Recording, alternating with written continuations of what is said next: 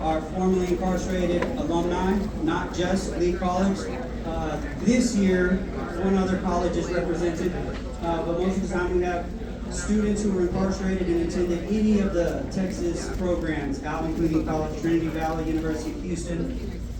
So I'm going to have them introduce themselves and talk a little bit about what life has been like since they have been released.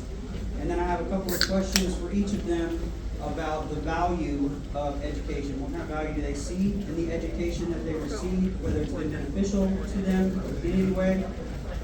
But after that, then we can have Q&A.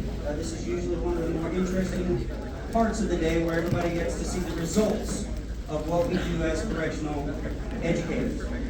So with that, if each of you could say a little bit about what education you pursued or the degree that you may have earned while you're incarcerated, what school you represent, and what things have been like since you've been released. Hi. So, the name's Jonathan Rodriguez. I did 11 years, and I was taking Lee College and Ferguson unit. But the thing about Ferguson that whoever knows what Ferguson is, it was chaotic, and I needed to be in a better mental space, so I had to drop school.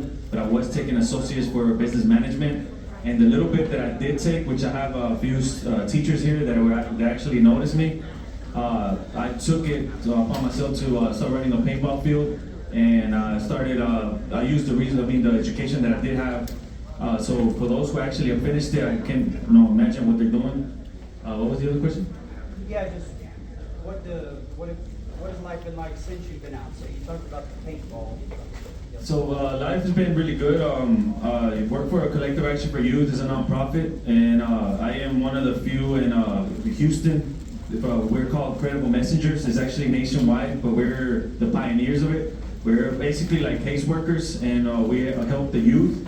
So while I'm helping the youth, I'm also teaching them certain things that I've learned while I was incarcerated, and especially when it comes to the education that I got. So a lot of the lessons that y'all taught me from y'all's classes, I'm able to apply that not only within myself, but for the children as well that I work with. And long story short, while I was incarcerated, I found rehabilitation, and while I was finding rehabilitation and some of y'all were teaching me, I was giving it back to my brother, who now is a mechanical engineer in NASA. So I want to thank all of y'all too as well.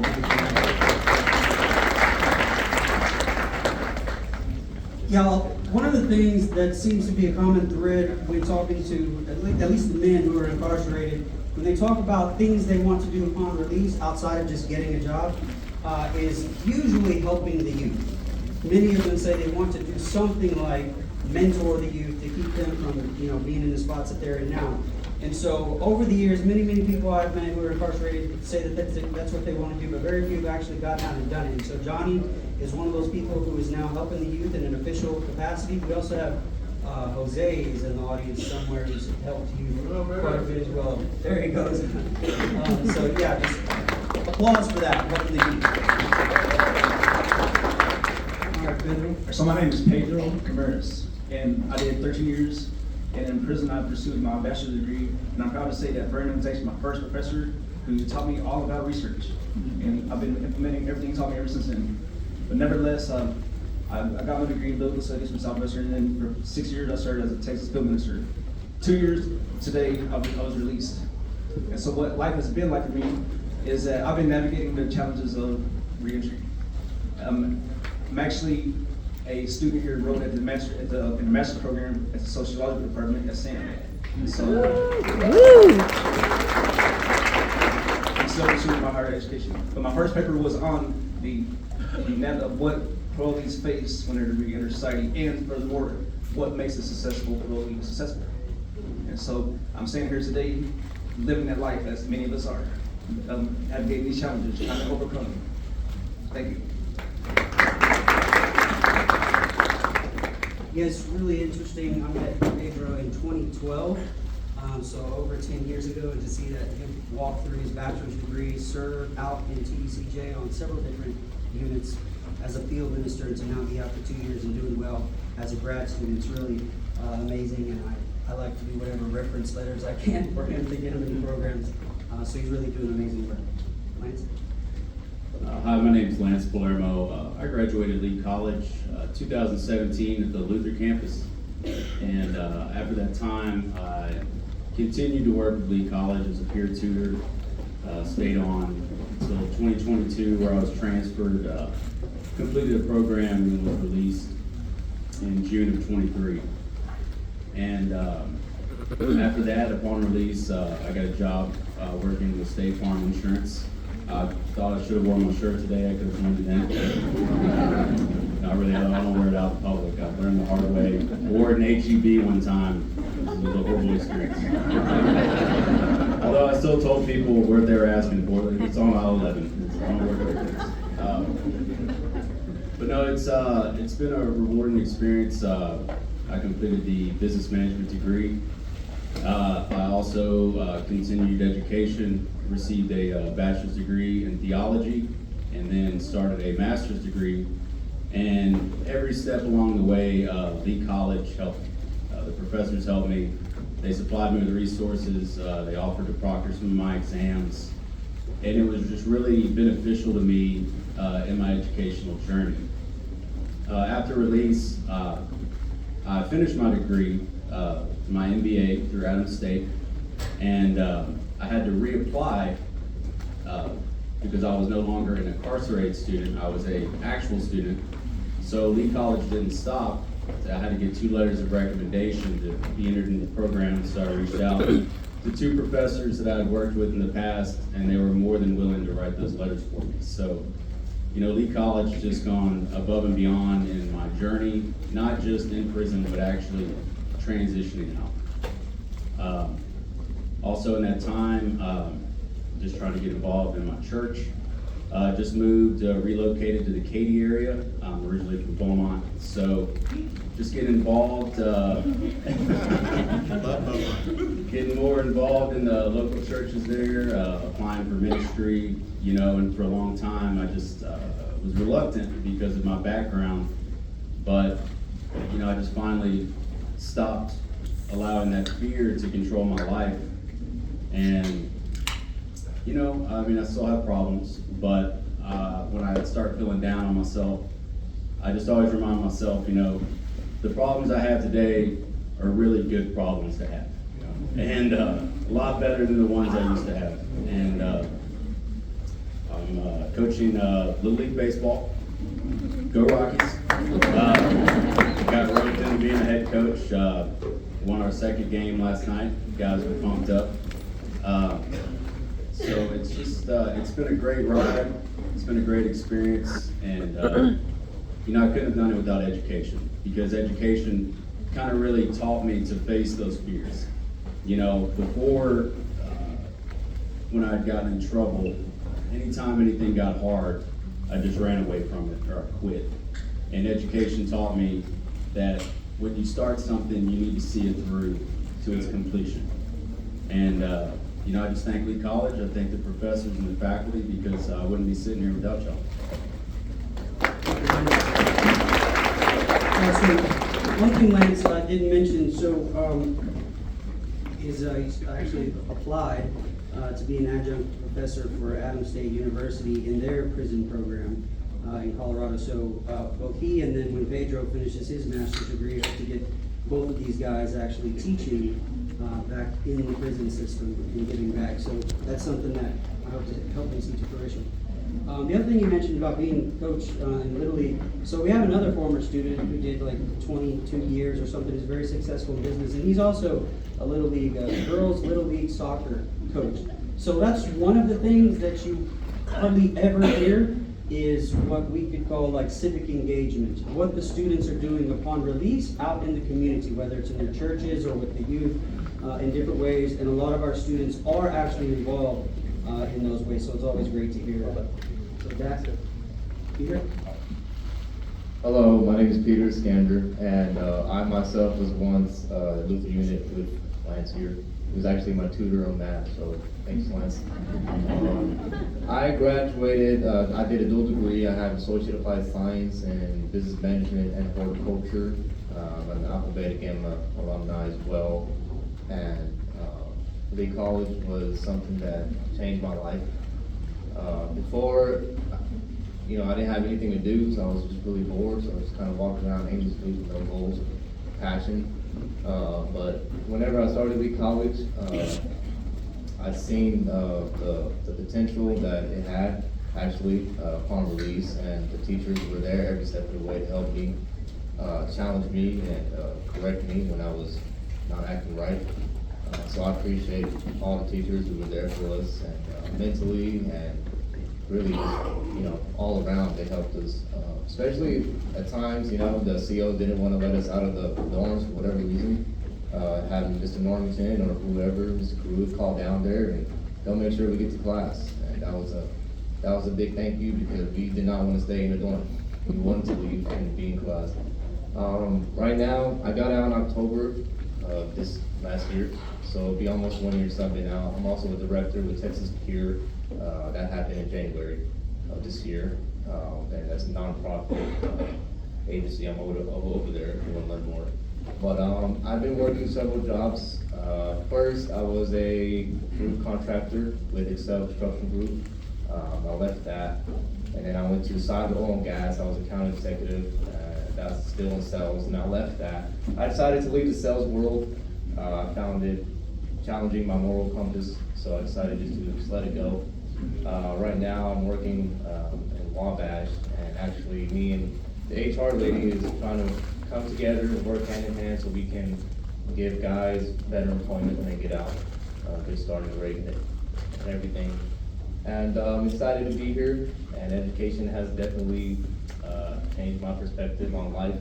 And I was able to get out with a good resume, and 2 degrees, and it helped me pass a lot of challenges where the HR department didn't even look at me as a potential threat. They just kind of see me as someone normal. So I appreciate it. Thank you. So sometimes when you have students, you always wonder, if you're ever going to hear from them again upon release, what they're going to do upon release. But I knew when I met Peter that I would hear from him upon release. So he was a great student. He was actually in the re-entry class that I did. And also he was it a trellis? Yes, I was in the cohort as well. Or the trellis cohort over on the Luther unit. So he was already doing big things before he was released. So I'm really excited to see now that you're a part of Texas Cure, and once again giving back in a way that many people talk about doing, but they don't always do it. He's doing it. Amber. My name is Amber Galvan. I was actually incarcerated with my maiden name when I caught my charge, so a lot of the staff with Lee College knew me as. Anyways, I am a Lee College alumni, and I got a certificate for logistics and supply chain management while I was incarcerated, and currently I am working towards my associate degree for logistics and supply chain management, also with Lee College, but this time on campus and online, so that's a big part of my journey. Honestly, my education journey took off in a place I never expected, prison. Incarceration significantly shaped my academic journey.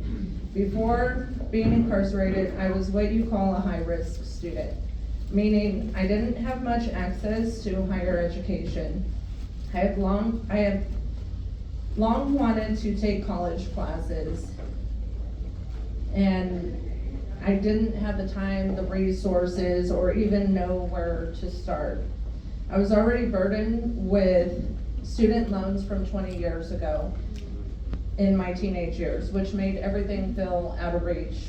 When I entered prison, I lost almost everything. It was a turning point, and I knew I had to make the best out of my time. So I started with my GED.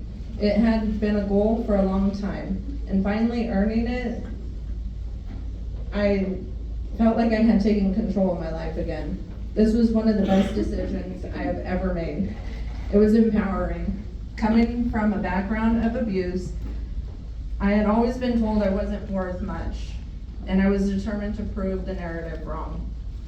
Once I had my GED, I had the opportunity to enroll in one of two programs, horticulture or logistics. I didn't finish my GED in time for the horticulture, so I chose logistics, which turned out to be a perfect fit for me. At first, I didn't even know what logistics was, but I quickly fell in love with the subject. Logistics is a complex industry that involves the movement and storage of goods and services. And I found it fascinating. The program sparked something in me, and I knew that I wanted to continue my education and pursue a logistics degree and a business management degree. Though many of the Wyndham classes I took weren't counted toward a degree, it didn't stop me. The Pell Grants were not updated, so my only option was the PSER, Post-Secondary Education Reimbursement, a state-funded loan. At this time, it really wasn't brought to my attention that I'd have to pay this back upon release. Experience inside prison classrooms was incredible. Being in those classes while incarcerated didn't feel like prison. The professors treated us like students, not inmates, and that had a significant impact. We didn't have access to internet or other tools you'd find in a regular classroom, but the respect we were shown in the quality of the education felt very real. Since my release, life has been full of both challenges and rewards. The biggest struggle at first was simply surviving. Many people don't realize the basic necessities that individuals coming out of prison often lack: toothbrushes, soap, identification, housing, and even transportation. I was fortunate to have some support from a kind woman who helped me with the basics, like soap, shampoo, and even my first toothbrush. Housing was particularly difficult because finding a place to live with a felony record is no easy task. I ended up in a sober living home, which was overwhelming, and that sober living home was Oxford House. After being surrounded by 60 women in a prison environment, I longed for some peace and privacy. Then there was the challenge of getting back into school, figuring out how to navigate enrollment, financial aid, and all the college processes was intimidating, kind of like this panel. But I was lucky to have the support of people like Donna, Brandon, Tracy, Michelle, Calvin, Demetria, and the whole team at Lake College Reentry Department. They really guided me every step of the way, and having the support system made it much less complicated. The alumni and the reentry specialists helped me navigate these challenges, from housing to job opportunities. I cannot stress enough how critical reentry support is for people transitioning from prison life to society. The biggest struggle for justice-impacted students are housing, transportation, and employment. These are foundational things we need to get back on our feet. And without it, it can break our success after release. Without a stable place to live, reliable transportation, or a job, it's hard to focus on school or career goals. This is where colleges can play a huge role. For example, a shuttle service for students without transportation can make a world of difference. Programs like the Pathways Grant at Lake College have already helped many women to find housing near campus, and this type of initiative should be expanded. There also is a need for workshops that teach essential skills like resume building, interview preparation, and navigating the college environment. Many justice-impacted students are first-generation college attendees, and the process can feel overwhelming. Learning how to apply for financial aid, or even how to use modern technology, things that may have changed during incarceration, are critical for their success.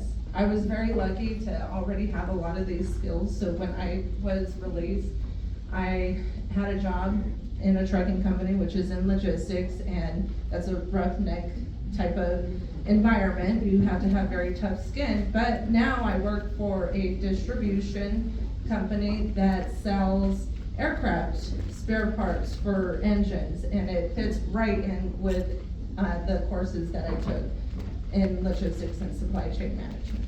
Thank you.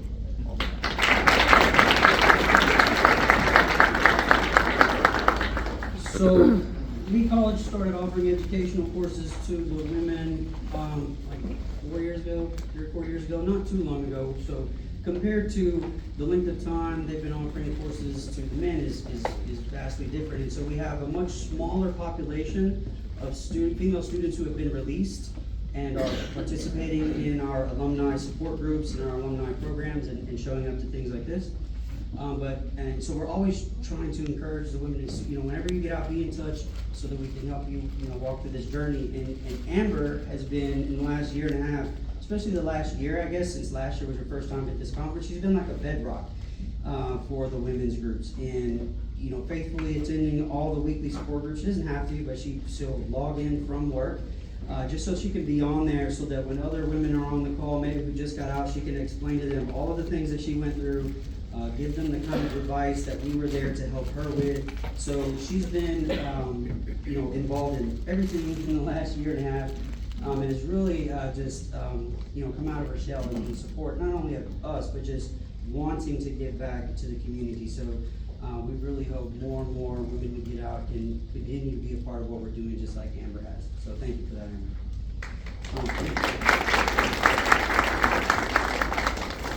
With that said, in all of your stories, you already implied what the value of education has been in your life, but I would like you to just speak to that directly.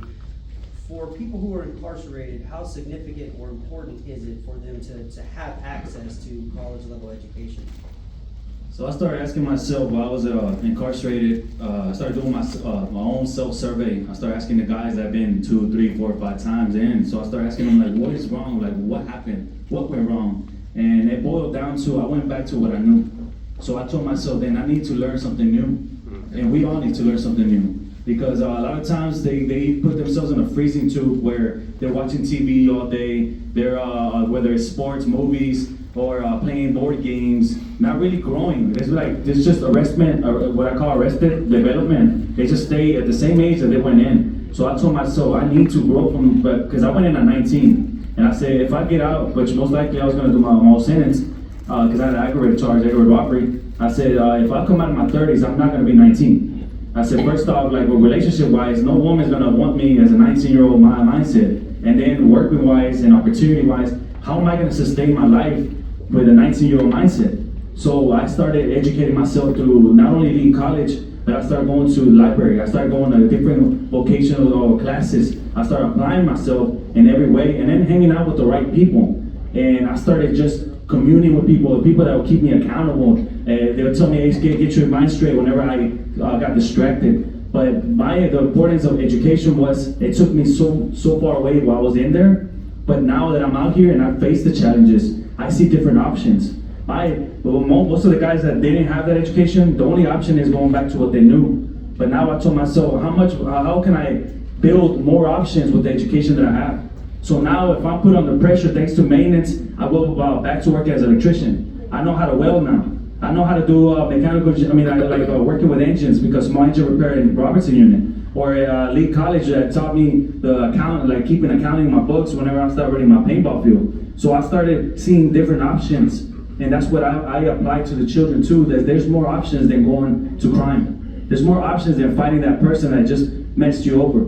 There's other options, and education is very important and key for me, that I believe that we can succeed even no matter what circumstances you find yourself in. So I tell that to every person that I encounter. Even if you're not just as impacted, you could find yourself mentally in a mental prison. But it is through education that you could find that freedom as well. So I encourage anybody, even you don't necessarily have to be in a physical prison. It could also be in the worst one that I call is the mental prison. Some of y'all have been incarcerated, maybe, I'm not sure. But if you are, you can find that freedom, and I believe you can. And that's what I speak. I speak as a credible messenger. That's what I do for our youth, for our communities. But I think that's why it's important. Thank y'all. I feel like I owe you money for that motivational speech. So one of the things I've noticed about Johnny is that he's able to identify some really important phenomena that goes on in the prison culture. He can identify it and then illustrate it in important ways. I got that from him when we've had conversations before. So that's a really valuable skill as a motivational speaker, to be able to make things vivid about what's going on with the problems. All right, Pedro? I was thinking about what Tracy said about the environment, the academic environment. And for me, when I was in the seminary, the environment was one place where I saw the value of education because I was with other students, and that's where ideas are communicated. That's where ideas are clashing and where ideas develop. So when we learned, and we were like having discussions. For me, I developed and learned a lot of skills there. Also, recently I've been looking at the value of education for me as I come like whenever you consider the incarcerated population, the bulk of them are socially economically disadvantaged, and education kind of provides a pathway to shift from being disadvantaged to be advantaged. In other words, I'm seeing education as valuable for me for a pathway for social mobility. And also, I was thinking about the social stigma of being incarcerated. And I think education has a way to combat that. In a sense, like your higher education you achieve can overshadow that social stigma, because there's something dignifying about getting higher education. It gives it dignity, and that dignity can combat that social stigma. At least it has for me. And lastly, I think the value of education is a marker of rehabilitation. For example, a lot of times whenever you apply for a job, and they know you have a background, but sometimes they'll give you a way to demonstrate your rehabilitation. And oftentimes, one of the markers or the argument for that rehabilitation is that you got a higher education. Thank you.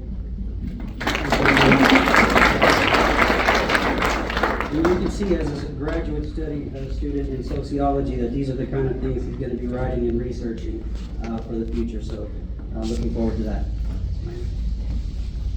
Yeah, access to education in prison, it's really pivotal. I mean, having a place to escape and just engage in intelligent conversation was just such a relief. I mean, maybe that was why I stayed on as a tutor for as long as I did. I enjoyed helping people and learning and growing, but also it allowed me a platform to talk to other students that were like-minded, that didn't just want to talk about football or what was to eat in the chow hall, or what was going on, who wanted to catch a game of basketball. It just didn't, it was just the same conversations every single day. So being able to go into an academic setting, it just kind of broke that mold. But also being in the academic setting, it taught me a lot of things. And I heard earlier that, we like the success of getting that 100, but a lot of times I remember the bad grades more than the good ones. And I remember getting that bad grade and being just disappointed, but it taught me to deal with that disappointment. And it made me realize that I had to make a change. And that if I wanted my grade to improve, if I wanted to become better, then I had to work harder. And then when I got out, I realized the same thing. If I wanted my life to be better, if I wanted more, then I had to work harder. And the education process, it taught me that. And of course, I wish I would have learned it a lot younger. But without that avenue, without that escape of just the blaring TV and the constant chatter, I don't think I would be sitting here, or I don't think I would be in a position where I would be right now to speak positively to other people, because I would have let that mindset consume me. And having education, it pierced that mindset and allowed me to move forward.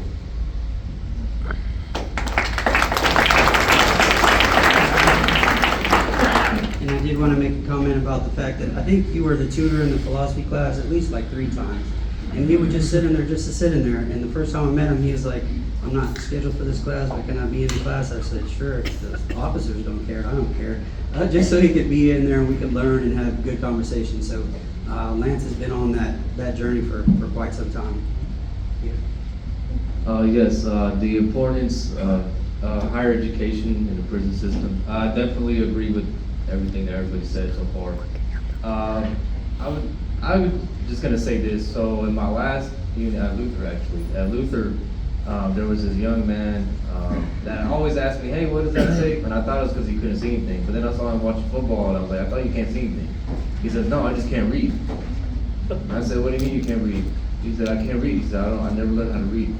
So I started teaching him how to read and write. I thought he was playing at first, but he was serious. He didn't know how to read or write. And just the excitement that he felt after learning a couple of words, some simple words, how to spell cow or dog, simple stuff, the excitement that I seen from him, and the different attitude, the shift of attitude, because he finally felt like he achieved something. Because throughout his life, I guess he just didn't do anything from what he told me. That played a big role, and that showed me just how much education is not there in prison from the people who obviously go there like me, but yeah, I definitely think it's important, especially the mental awareness of it, of just leaving, having somewhere to leave. I remember a bunch of times my first semester, it was 3 weeks of COVID packets, because COVID-19 was there and we couldn't do contact, so we had these packets. And I do the packets, but when I actually went to the classroom, that's when I realized that, oh man, I love school. I love being here in the AC. Yeah, that was a big deal. And I loved every aspect that came with it, from just leaving the dorm, leaving all that smoke that you smell, and all that people are literally like dying and overdosing next to you. It was just a chaos, to leave that, to learn something, or even pretend to learn something was nice, and then to come back home and you would see the difference. But yeah, that's about it. All right.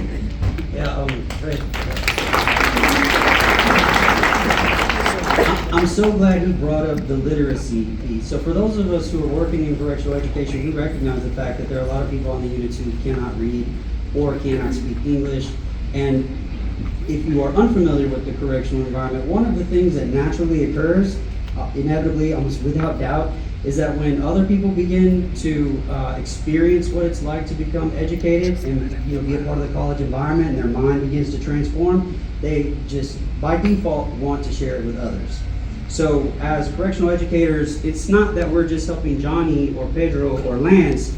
They are helping people that we may never know back on the lines who need education in all sorts of ways that maybe they're too embarrassed to ask for, or maybe they're not eligible to be a part of education for some reason. So I'm glad you brought that up here, because a lot of our students help in those ways that are never seen but are really important in the prison environment.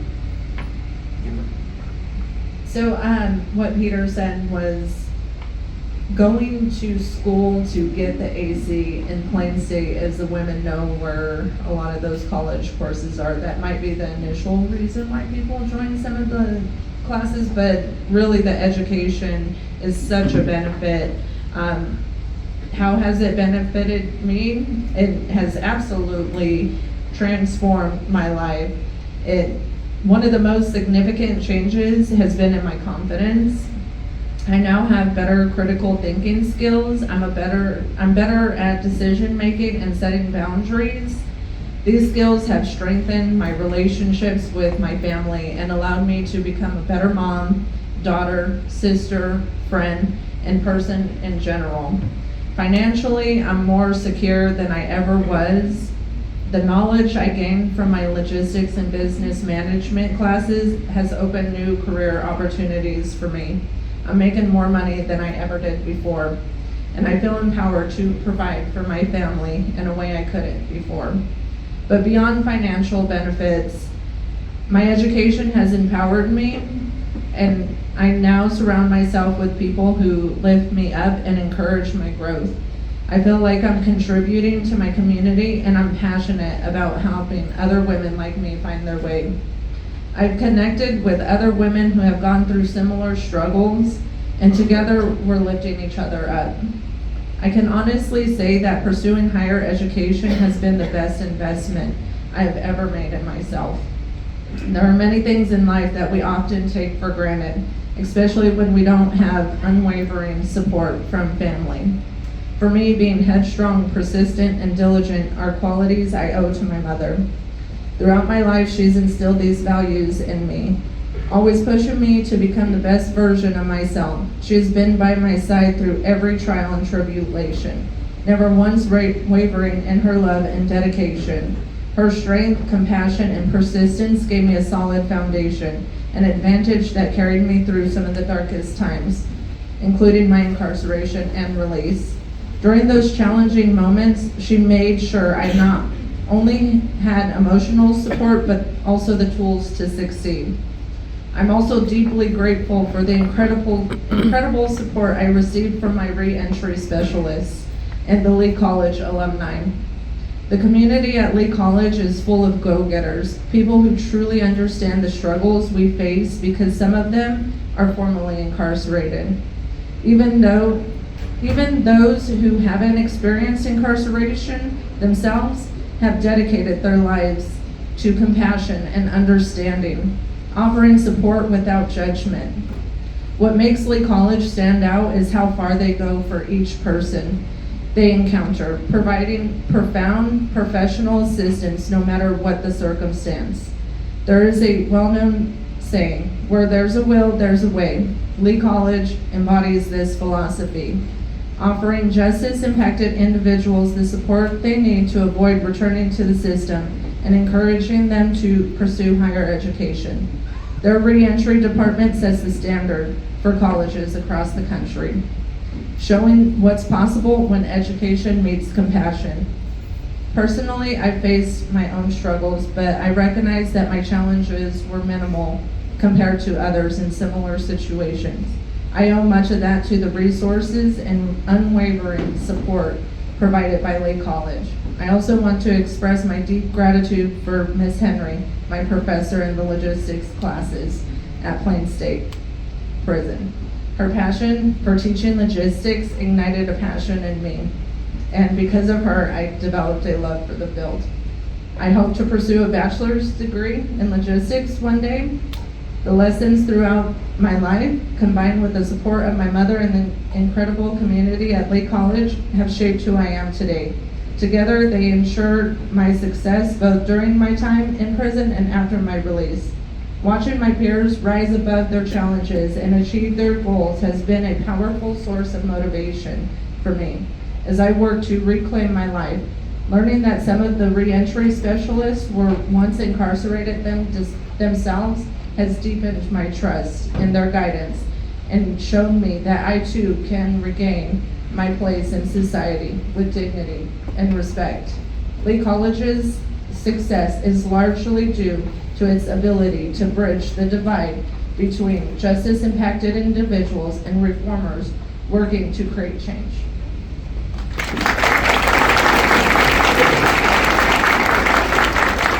I did want to mention that Amber spoke highly of her mother and her mother's support, and her mother is here today, and so is Miss Henry back there, so let's give them a round of applause.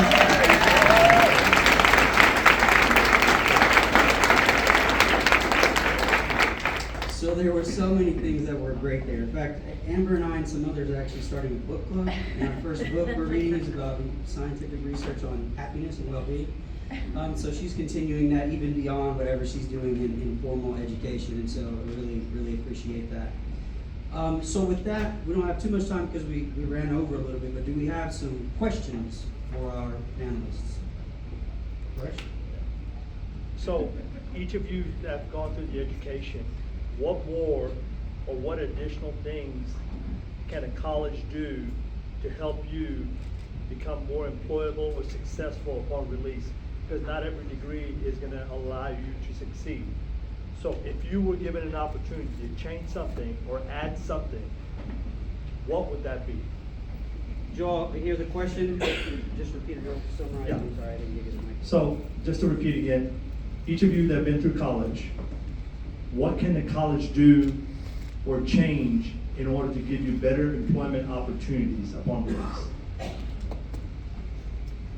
I believe that what I saw is a lot of people have their certificates, and sometimes they can't even get a job, even then. So I feel like if I can make a change in that is getting connections of people that you can recommend. Be like, hey, I could recommend you to this person. Hey, this person has a certificate. It's like a connection between two people or three people, or recommendations for amongst a lot of different people. Because you got a certificate, but if you have connections, you can't really put yourself out there. You don't even know where to go. You just have a certificate. Yeah, so I just want to say one point. What he's saying is that networking, that you can't network in prison. It's harder. I think a good change to help the colleges, they could just really start at the beginning and really ask the student, like, what are you really trying to accomplish? You know, are you trying to get a hard technical skill? Are you looking to pursue a 4-year degree? And then through that avenue, creating a career plan, and then having the student work towards that plan instead of just bouncing around, and setting them on a path towards that success, and then making sure they stay on to the palm release. I think the first thing would be so in my FI6 program, I was a coordinator over there, and what I did was I helped people build functional resumes, so when they got out, they just transcribed it from paper to Word document, and that helped me a lot. I bypassed a bunch of HR. They didn't even ask me if I was incarcerated or anything like that. That, and also too, maybe with the career coaches, they can do one-on-one test interviews, mock interviews, to understand the fundamentals of interviews and how to dress, how to speak, understand your job duties and correlate your experience with the expected job duties of what you're trying to get your career with. And yeah. One of the major things that I know have really helped me reach the employment that I've reached, and that's through Lee College, of course, is our weekly alumni Zoom meetings. They're so important for colleges to engage with their students as they're being released, so they are aware of what struggles they might be having, and just being a support. Like I said before, I didn't have a lot of struggles based off of my mom and Lee College. I didn't struggle much because Lee College supported me in so many ways. And then having networking events, like my very first event, I met so many amazing people, and I learned from those people. Every event that I go to, I think is important for finding job opportunities or even college opportunities. So the more that colleges put together like family fun events, barbecues, or just networking events, maybe something not so formal as a convention. Please don't stop these conventions, because these are the conversations that need to happen. So just keep pushing, and hiring formally incarcerated individuals is so important for colleges, because it helps the students connect with those people and realize that they can be a part of something bigger than themselves. Because it's not just, I think a lot of people, not just in formally incarcerated people, they're just so into themselves, they don't realize what they're impacting on the outside. So when you meet somebody in a similar circumstance, that speaks loudly on the trust in what they're doing and how it could impact you on levels that you subconsciously may not even recognize. All right.